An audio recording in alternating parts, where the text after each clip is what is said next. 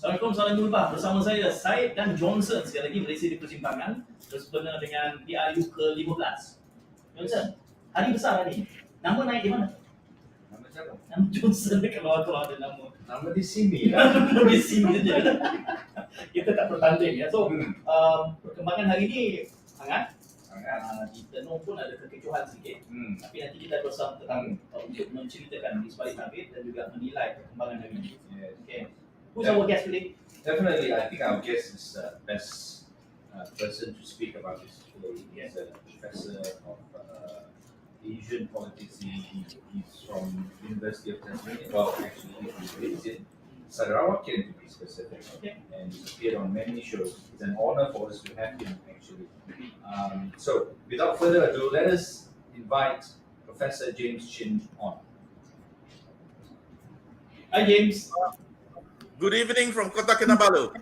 Oh, you want to go to Kini? Good evening. Hey, why are you not in Kuching? No, I'm hoping to go back to Kuching on voting day. The reason why I'm in Kota Kinabalu is very simple. Sebab Sabah is a highly competitive state and there's no competition in Sarawak. that is a good point. So there's more things for you to analyze in Sabah lah. Is that right? Yes. So what we can see now after the nomination, I think we can start off our discussion by saying that today was a very good day for political development in the country. We have 945 candidates contesting for 222 seats. So basically, it's expected the two biggest block is from Pakatan Harapan, 206 candidates, Barisan Nasional, 178. But don't let the number fool you. They would have had 200 candidates if they had contested in Sarawak. But Sarawak GPS, the ally, is contesting 31 seats. So roughly Pakatan and Barisan, about 200 candidates. Perikatan Nasional, 149. Pejuang, interestingly enough, a lot of people were telling me that they couldn't mount a nationwide organization, but today they had 116 nominations. So basically cover the entire Malay Peninsula. Another big surprise was Warisan. Warisan covered the whole of Sabah and Peninsula Malaysia, total of 52 candidates. This is a historic moment because previously the pattern was West Malaysian Party moving into East Malaysia. First time, Sabah Party exporting their multiracial politics to Malay Peninsula. So I think it has been a very good day. We only had one incident that we can discuss later, but I think overall it has been a very good day for GE15. We started off on a very strong footing. So over the next 12 or 13 days, I can guarantee you all these 945 people will not get any sleep. That's true. Okay, so you mentioned Warisan. That's a very interesting new development from Sabah coming into Malaya, as you all like to put it. I mean, I'm really curious. Do you think they will even get a single seat here? Or what's their strategy? What's behind the thinking coming over to Semenanjung? So the strategy is that Warisan is decided that they go in going alone. So they want to have as many candidates as possible so that they can build their own bloc. They will only build a coalition if they're successful. So in terms of coming over to Peninsula Malaysia, it is quite obvious. Anybody from Sabah and Sarawak will tell you that in the Peninsula now, there was too much racial politics in Peninsula Malaysia. Somehow, West Malaysia have lost the original foundation of the country. There's too much racial politics, too much religious politics. And then maybe it's time, after 60 years of the Federation, that West Malaysians can love something about multi-racial, multi-religious politics for the state of Sabah and Sarawak. So I think it's also a very good thing in terms of integration of the country as a whole. The only concerns I have is because this move was done in a very short time. As you know, in Peninsula Malaysia, especially outside the urban areas, logo is very important. So the Warisan logo is not widely known. The other concerns that people have explained to me about Warisan is that although the candidates are quite well known, as you know, many of the candidates, for example, Tikiat was MCM minister, several other who have stood for other parties, they've come back again. The problem is that they may have not enough time to explain to the voters what Warisan is about and introduce the logo to them. But in general, I'm fully supportive of Warisan exporting a multiracial model to Peninsular Malaysia and create more space to discuss how this country can move forward rather than the old politics that we keep seeing, race, religion, all the negative elements. Saya ada soalan susulan tentang itu, tapi saya akan bawa itu semula nanti. Cuma hari ini hari penamaan calon, James. Jadi sebelum ini sudah pun diumumkan beberapa nama di tempat-tempat tertentu. Apakah pada hari ini James melihat ada nama-nama yang mengejutkan? Is that new surprise to you? Mungkin melihat kepada kerusi independen, bebas misalnya, yang terlalu banyak di setengah tempat. Jadi overall, dengan nama-nama yang telah pun kita lihat keluar dan rasmi hari ini, jadi apa yang bacaan James pada hari ini? So I think there were really no surprises. We know that some of the people dropped by the major coalitions like Barisan, they were supposed to come back independent. That's no problem. I think there was also no surprises. The seat with the largest number of candidates is Batu. We all know that Batu, even before this, was free for all. 10 candidates. I'm happy to be recorded on the record saying that minimum 7 will lose the deposit. Oh. So election commission will make profit from Batu. Batu is the only seat where they will make a profit. 7 will lose the deposit in Batu. But in Batu, I was actually slightly surprised. Slightly surprised that Tian Chua has decided to stand, because I thought there will be some sort of last-minute agreement where he will not stand. But I suppose, how should I put it? Sudah burn the bridges, so it's not possible. The other one that was not a surprise but interesting is that the president of PAS, Hadi Awan, is going for the 7th time. So if he wins, he will be serving for 35 years. So he is trying to go after everyone's record. But of course, nobody can beat Mahathir Mohamad. He will be the oldest candidate. And if his dream comes true, he will go into the Guinness Book of Records as the oldest elected Prime Minister of the world, not only for Malaysia. Ya, James, tadi Johnson ada sebut tanya apabila James menyebutkan 7 daripada calon di Batu itu akan kemungkinan hilang deposit. Dia tanya, James, what? Is he included in the 7 names? Oh, I cannot say that because I might get involved. Okay, I want to go back to your earlier statement. You said there are 900 over candidates. My prediction was this election would have the most independents. Is that true? I haven't had time to look through the full data, but I will not be surprised. But you have to remember, you cannot look at candidates purely as independent, because some of those that were dropped by the major parties, because of last minute, they had to stand as independents, but they are secretly supported by one of the major party. This is very common in Sabah, Sarawak. This is the nature of coalition politics. So bila you negotiate the seats among the coalition, if you don't get the number you want, of course you will secretly, sponsor independents to fight. So so I wouldn't be surprised there are lots of independent candidates. But again, like I said, more candidates, the better it is. You give people a lot of choices. But generally speaking, on a more serious note, so if you have a lot of candidates, multi-corner fights in many Pani constituencies, the incumbent candidate will benefit. The reason is very simple, because the incumbent candidate got elected on the base of the core vote. So if we have, say, 10 candidates in a seat of, say, 10,000 voters, right? The core candidate only have to win by 15,000 votes, the rest will all lose. So in a way, it is positive for the incumbent if the more candidates there are, because they will just split the vote.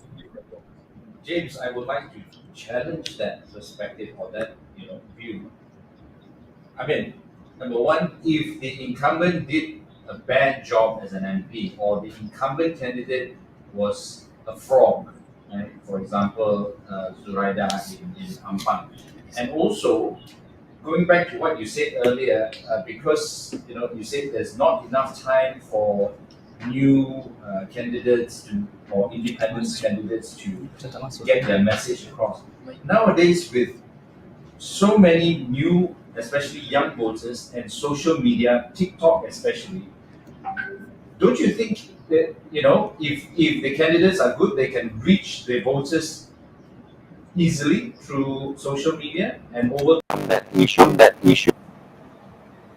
Well, you can say that, but the reality is that for the young voters, we don't even know whether they can show up to vote. In Malacca, less than 50% came out. So we don't really have any track record of the young voters coming out. Secondly, right, Malaysia doesn't practice compulsory voting. So my understanding is that among the young voters, they will decide at the very last minute. The problem with deciding at the very last minute is that in almost 80% of the time you can't vote, because by the time you log into the My SPR, you check where's your polling booth, you might get a surprise. You realize that you haven't updated your my card, and you realize that you are actually registered to vote, somewhere in your hometown, and it may take you half a day of traveling. So we have to see. I'm not saying the young people will not come out. Of course, in the hot seat, they will come out. But overall, my impression is that the overall turnout for the young people will be less than the general turnout. Okay. What about the incumbents who were frogs? Do you think they would, survive? Zuraida, Azmin, just to name a couple. I think it's too early to say whether they will survive. I think I'm a firm opinion that campaign matters. So we have to see over the 2 weeks what they do. The real figure is not so much that they cut out or they move to another party, is whether their voters accept the reasons why they cut out. In other words, whether there was a forgiveness element. Okay. James, soalan berkait tentang pengundi muda tadi, ada pelbagai pandangan yang telah dibuat dan kita tahu James membuat analisa secara harian. It's a daily analysis. That's why you are travelling. We thought you are in Kuching, but you're now in Kota Kinabalu. There must be some hot reason for you to be there. Cuma saya menjangkakan sentimen orang muda ini lebih mudah untuk kita analisa menggunakan big data, sementara mereka ni ramai yang berada di social media. Jadi tidakkah itu sebahagian daripada bacaan yang James lakukan secara harian? Saya tahu tempoh berkempen panjang nanti akan bergantung kepada isu-isu. Jadi mereka boleh saja berubah kiri, kanan, tengah. Tetapi buat masa ini, apakah tidak ada bacaan sentimen generasi muda ni? Mereka ramai di social media. Ada pihak yang membuat bacaan ini, James? So among the social media, among the golongan muda or the first time voters, the impression I get on the social media is that there is very little interest. There is actually a lot of videos on TikTok, Telegram, WhatsApp. Those are produced by professional groups. They are not produced by the real young people themselves. So even though you are seeing a lot of short videos on TikTok, those are professionally produced, supported by the political parties. That does not represent the real interest of the young people. Agree. Yeah. Jadi dalam konteks masa ini, selepas kita melihat nama-nama yang ada, kita tahu analisa telah pun dibuat lebih awal dan kita tahu isu-isu buat masa ini apa yang sudah melingkari membuat keputusan, ya. Tetapi dengan penamaan calon hari ini, adakah trajektori perubahan sentimen buat masa ini, ada petunjuk perubahan untuk selepas penamaan calon ataupun status quo seperti mana sebelum penamaan calon berlangsung? Bacaan James. No. So it's the same. Because of the election laws in Malaysia, you can only do open campaigning after nomination. So so far now all the campaigning is underground campaigning. So now they're going all out. So what I suspect is they will do very, very targeted campaign. Because of social media, they can collect real-time information. So they will go for very, very targeted campaign. The problem is we don't have any data about these young people. We can roughly guess what they are interested in. The one that is very common is we know they want to elect somebody from the age bracket. In other words, younger candidate. That is the sort of the thing. But I suspect the other very important thing for young people is not what the political parties think. The political party thinks they want ideology representation. No, I think what they're looking for is really a better economic future. Because the young people I speak to, especially in urban areas, right, and also older people, they are complaining that the price of everything has gone up. And that is a real kicker. And in some ways, everybody knows this. I can prove it easily. If you look at the budget that was handed down recently, a lot of it was free money, subsidies for every segment of the community. So even the politicians then know that the cost of living in Malaysia has really gone through the roof. And if you do not jaga this group by providing more money, you will get in trouble. But for the young people, it's really better economic future, better jobs, high-paying jobs, ability to move up. The worst case scenario for Malaysia is that if they lose faith in the system, that will be very bad for the country. Okay, moving on. Since this is nomination day and we've got the expert with us, right? James, can you tell us which are the top hot seats that we should be focused on in this general election? So all the hot seats, obviously, political leaders. But as the campaign progresses, the hot seats will actually be decided not by the candidates themselves. It will be decided by the media, especially social media, that will pick and choose where the hot seats are. But of course, there will be certain personalities where they naturally attract people. One is, of course, people like KJ. He was forced out of Rembau and forced to go to Singapore. So those are natural ones. And of course, people be looking at Ismail Sabri, Zahid, controversial figure, UMNO president. Of course, people are really. But the really, really hot seat, right? In every election, there will be a big surprise. Some big names will fall down, and people suddenly realize, hey, how come we didn't target those people? But this time, because everybody's on social media, we will know a lot earlier. James, dalam konteks berkempen ini, kita tahu bila tiba pada PRU, ada isu nasional dan ada isu tempatan. Ini belum lagi kita masuk Sabah Sarawak, dia lebih unik. Tetapi slant, ya, kecenderungan sudut yang diambil oleh setiap parti. Misalnya PAS sebelum penamaan calon ni, kempen-kempennya adalah tentang tolak DAP, Islam perlu memimpin, UMNO kestabilan, PKR apa dia punya slant? Kita boleh. saya tanya dengan Johnson lebih tahu. So, apa bacaan James apabila slant yang diambil oleh setiap parti ini perlu menangani isu nasional dan juga isu lokal tempat. Jadi bagaimana pengundi mendengar slant ini dan membuat keputusan nanti dari kacamata James? There is no common voting trend among everybody. Everybody is different. So they will have some people more interested in national issues, some people more interested in the local issues. But the unique thing this time is that voters in non-state election states are outside Pahang, Perlis, they know they can split the vote. This is very important. New mindset, right? Previously, you combine 2018, chances of splitting the vote is very little. So now you can split the vote. So for example, last election, you support one particular party, you are now not happy with the party, you send a different party to Putrajaya. You can split your vote. I think that is a very, very good thing because it forces the individual voter to consider carefully. The other strange thing I find, right, in some of the smaller states, people are telling me strange stories. They're telling me that this time, right, the older people actually have a much stronger opinion than young people. I don't know the reason for that. I suspect it's because in the last few years, even the older people have been enrolled in WhatsApp video, Telegram, Signal, all these things. So they're getting a lot more information overload. So they're coming up with stronger opinions. You mentioned about sorry. Can I give you my opinion about what you just said? I think the younger people... Are you representing old people or young people? You're representing old people. Look at my t-shirt. Anak harimau must be young people lah. Okay. And you know why the color, right? Anyway, I bought this yesterday. But anyway, let's deal with James first. I think young people, Gen Y, Gen Z, millennials, I think they are disillusioned by politics. They look at the politicians, so-called leaders, they are corrupt.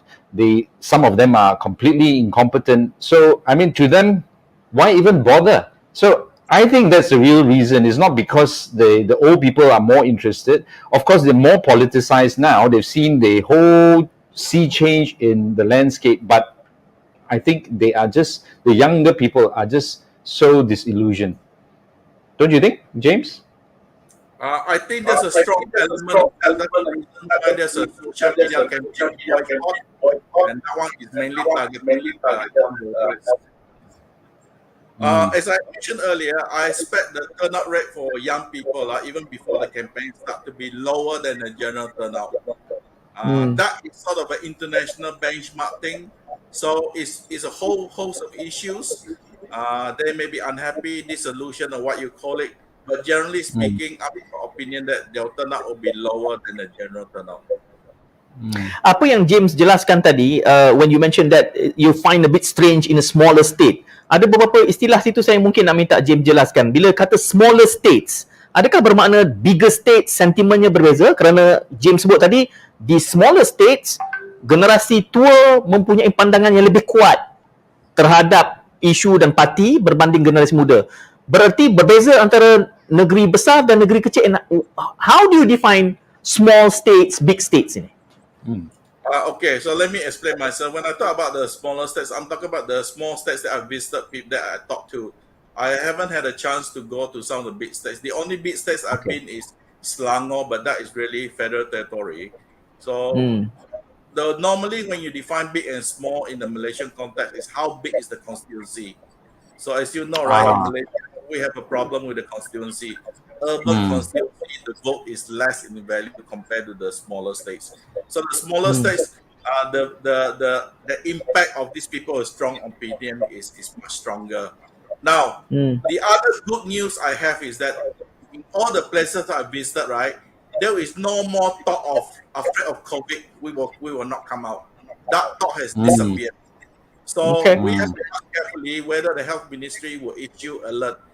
I am afraid that if they issue alert that COVID is out of control again, then maybe the old people will not come out.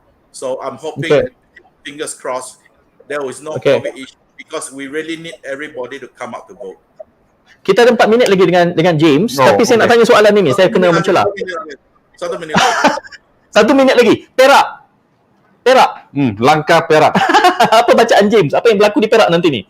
Katanya Pakatan Harapan nak jadikan itu koridor. Penang to negeri. Ya, apa bacaan James? Too early. It's easy for me to predict because they just started the campaign. So Perak is really do or die thing for Anwar Ibrahim. Everybody knows that. I'm not letting any secret goes. But Anwar must win big. I'm not only win big. Playing safe lah, Professor. Majority against Kerja. No choice.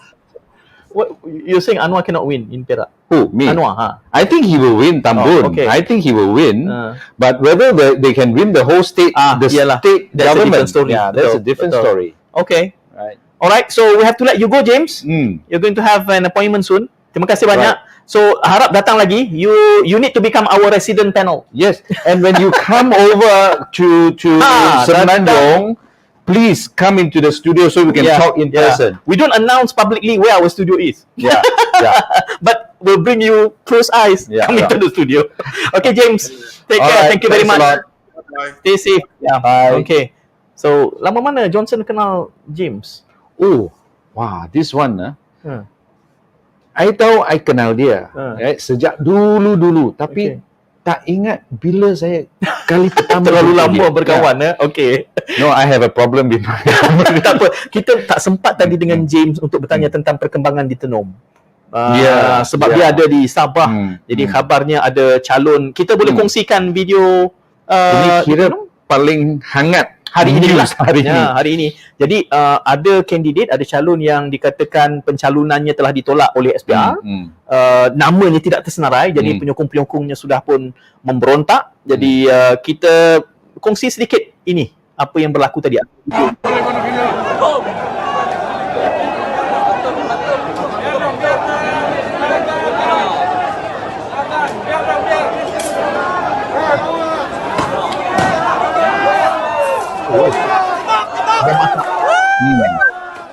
Tear gas. Ya, kita ada satu lagi saya kira. Kita kongsi kedua-duanya atau bagaimana? Dikhabarkan kita tunggu SPR membuat pengumuman selepas ada protes daripada calon berkenaan. So buat masa ini belum ada lagi. Saya tak pasti kalau sementara kita ke udara ni sudah ada pengumuman daripada SPR. Mungkin. Tapi kita harus tunggu. Ada banyak video yang dikongsikan dan ini kelebihan dalam dunia hari ini, James. Apa saja berlaku. Saya selalu tertukar. Dia selalu marah. Kenapa Swahili kita selalu panggil dia James? Kadang-kadang Jason. Johnson. Okey, kalau kita tak dapat kongsikan video yang kedua, adakah Fazril sudah bersedia? Okey, ini video yang kedua. Kita tengok apa yang berlaku. Ada baju kuning, itu bukan Johnson ya. Kawan aku. Wow. Itu bendera apa tu? BBM. Bukan? Oh, merah Wah, itu warisan. Rusuhan. Peter Kecoh. Peter tak dapat bertanding. Siapa Peter? Calon. But is it? Sometimes I wonder, is this staged? Ya, boleh. Provokasi boleh berlaku daripada boleh kita berhentikan video. Ya. Okey. Dah habis dah pun 46 saat. Johnson bertanya tadi sewaktu kita mainkan, adakah ini dilakonkan, ini stage? Maknanya instigasi, provokasi. Mungkin saja. Kita pun tahu dalam zaman sejak reformasi banyak saja provokasi berlaku. Aku pun pernah dikoyak. Masuk dalam? Oh, itu you kena tanya berapa kali. Okay, jadi itu kita bincang lain. Tapi kami ada feature. Kita ada feature ataupun segmen baru dalam Malaysia di Persimpangan. Petugas-petugas kita, jurnalis rakyat yang kita panggil JR. Jadi JR kita hari ini bersama Fazril. Fazril bersedia? Boleh kita bawa masuk Fazril? Fazril, Assalamualaikum. Waalaikumsalam. Lain macam. Itu logo pilihan tu, dia pandai dia pilih logo tu dia pilih backgroundnya. Ada isyarat tertentu? Bagaimana keadaan ni? Di mana ni Fazril? Fazril di mana? Saya sekarang berada di Bagan Serai. Okey. Okey. Jadi kami sepanjang hari ini memang menjelajah dan juga melihat bagaimana keadaan Hari Penamaan Calon di negeri Perak sebenarnya. Kami dari pagi, dari semalam sebenarnya kami berada di Tambun melihat suasana dan semalam hujan agak lebat dan kita melihat sudah ada kempen-kempen ataupun program-program bertemu dengan masyarakat oleh calon-calon yang bakal berentap di Parlimen Tambun. Dan saya boleh sebutkan di negeri Perak keadaannya masih lagi tenang sebenarnya. Walaupun kita tahu di negeri Perak ada 3 tempat atau 3 parlimen yang dijangkakan sengit dan dijangkakan berlakunya provokasi. Ini kenyataan yang dikeluarkan oleh kontingen polis negeri Perak sendiri yang menjangkakan ada 3 parlimen yang sengit dan mungkin berlaku provokasi. Antaranya adalah Tambun, kerana kita tahu Tambun berlaku pertempuran antara gergasi. Dan tadi kita lihat ada 4 penjuru di Tambun. Yang kedua di Larut, Parlimen Larut. Datuk Seri Hamzah Zainuddin mengekalkan bertanding sekali lagi di sana untuk mengekalkan kedudukannya di Parlimen Larut. Dan pagi tadi kami di Larut sebenarnya. Melihat bagaimana proses penamaan calon berlaku dan kita boleh katakan di tempat Hamzah Zainuddin PN mendominasi dengan bendera, dengan penyokong, dengan apa lagi lah ya. Keadaan itu sikit berbeza dengan Tambun pada pagi tadi. Nampak gayanya gelombang merah di Tambun begitu membara. Dan sekarang kami berada di sebelum pergi ke Larut kami sempat di Parlimen Larut sempat bersinggah di Batu Kurau. Salah satu don daripada 3 don di Parlimen Larut. Ada Batu Kurau, Selama dan juga saya ingat apa satu lagi Batu Gajah ya. Jadi ada 3 don di sana dan keadaan di Batu Kurau masih lagi som-som kuku lah ya. Masih untuk bersedia menampak bendera dan sebagainya. Saya sekarang berada Fazril berada di Perak tapi tak singgah Bagan Datuk. itu melanggar tulah tu. Ha, Okey. itu terlalu selatan, ya, jauh sangat. Ada Tak cukup sebab minyak. tertentu kenapa tak pergi ke Bagan Datuk? Baik, saya sebutkan tadi ada 3 lokasi parlimen yang hangat dan sengit. Saya sebutkan Tambun yang Tambun. pertama, saya dah singgah ke Tambun.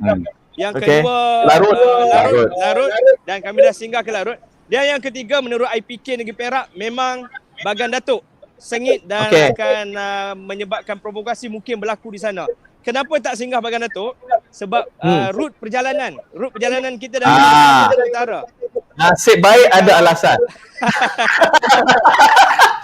Kami bakal kalau tidak ada aral melintang, esok petang kami akan ke Bagan Datuk sebelum balik ke Selangor. Mungkin akan singgah ke Tanjung Karang. Okey. Jadi perjalanannya ke mana selepas ini? Selepas ini kami akan ke Pulau Pinang. Spesifik tujuannya adalah ke Nibong Tebal. Dan juga Permatang Pauh. Kami nak tengok keadaan di sana sebab situ juga kita melihat calon-calon muka baru juga ditampilkan. Di samping di Permatang Pauh itu kubu kuat lah turun-temurun keadilan di sana. Jadi kami nak lihat apakah kemungkinan yang berlaku dan calon-calon wanita itu lebih menarik. Calon-calon wanita ditampilkan di Bagan Serai, di Nibong Tebal dan juga di Pematang Pauh. Okey. Kalau dapat kesempatan calon-calon itu nanti temu bual kalau kita bawa live Johnson? Yes, boleh kan? yes. Jadi kalau esok pergi ke Bagan Datuk, tengoklah boleh interview Datuk Sri Zahid Hamidi, Presiden UMNO. Taufik Ismail. Taufik, yes. Ya. Why not? Okey, dapat Cuba. Boleh. Kita I give you the number. Kami cari maklumat di mana lokasi mereka sedang berkempen. InsyaAllah kita akan terjam. Okey. InsyaAllah. Terima kasih Fazril. Jadi drive safe. Apa nak sebut apa? Memandu berhati-hati. Kami perlukan khidmat. Ini pasukan JR kita, jurnalis rakyat dari kumpulan My Undi. Jadi Fazril salah seorang penggeraknya. Terima kasih kita ucapkan kepada My Undi membantu untuk memberikan kandungan secara bottom up. Okey Fazril, jumpa lagi insyaAllah. Teman-teman yang lain juga besok lusa. Banyak hari lagi ni. So, Baik, jumpa lagi. Selamat. Baik, terima kasih. Assalamualaikum. Jadi itu yang kita bawakan untuk hari ini. Besok kita akan menganalisa lagi perkembangan semasa bermula 6 petang. Hari ini istimewa sikit kita mula awal. Patutnya kita mula pukul 6 tapi kita mula pukul 5.30 tadi untuk accommodate jadual James kerana dia ada Profesor James ada temu bual. Jo, hari ini apa yang Johnson perhatikan paling menarik hari ini?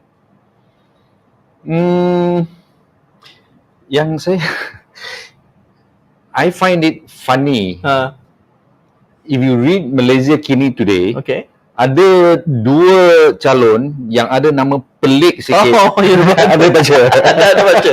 Saya pun baru baca. Itu kena baca sendirilah. Dulu ada protest vote. Wah, ini protest kandidat keluar dengan nama yang special.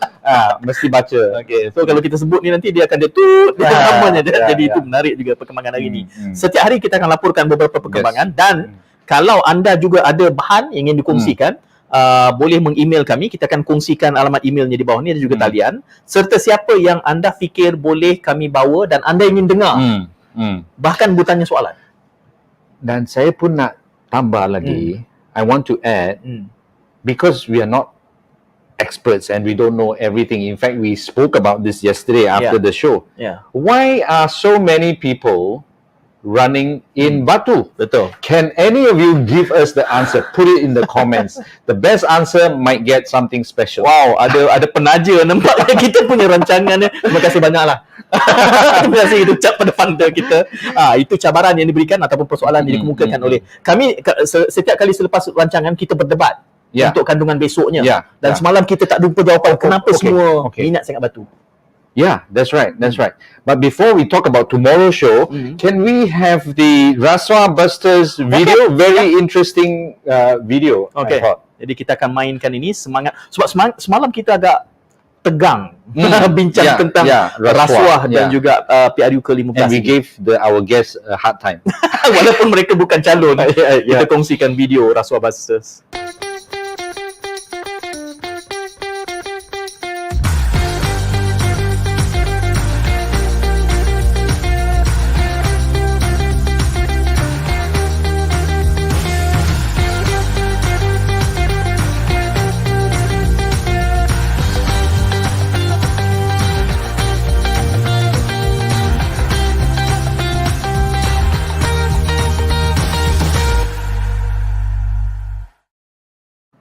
Ya, ini orang kuat rasuah busters. You're one of the yes, tulang belakang. The core backbone. team member lah. We call it core team member. Yeah. But I think that's a fantastic campaign. One finger can change the world, but make sure you use the right finger. Okay? Ya. Ya, kalau dia suka calon tu dia tunjuk macam itu. Kalau dia tak suka calon tu dia tunjuk jari lain. No Kita comment, tak no tunjuk di sini tapi ya betul kan. Nanti lain jari yang tunjukkan. Tapi semalam punya kandungan sebenarnya penting. Keinginan C4 dan rasuah busters supaya calon-calon yang terpalit memang tidak menjadi syarat, tetapi kalau calon-calon yang terpalit itu berhadapan dengan pertuduhan, kita harapkan mereka tidak mencalonkan diri atas alasan moral. Ya, Itu yang kita hujahkan semalam, atas alasan etika. Tetapi kesemua nama yang kita sebutkan itu, baik Presiden UMNO, Muda, Chairman DAP, kesemuanya nama masih dicalonkan. Ya. Kita masih belum ada tingkat social sanction seperti negara Jepun. Yang mana kalau ada pertuduhan, letak jawatan siang-siang.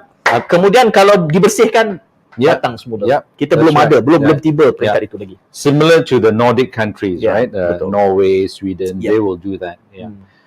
Well, this is our country. That's why we are doing this. We want people to be more conscious about politics, about social issues, right?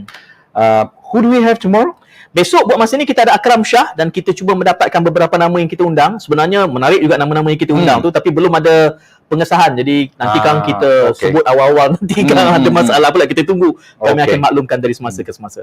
Okay. Jadi kita berakhir di sini, sudah tepat pukul 6. Kita berjumpa lagi besok pukul 6 petang insya-Allah. Saya Syed. Saya Johnson Chong. Jumpa lagi.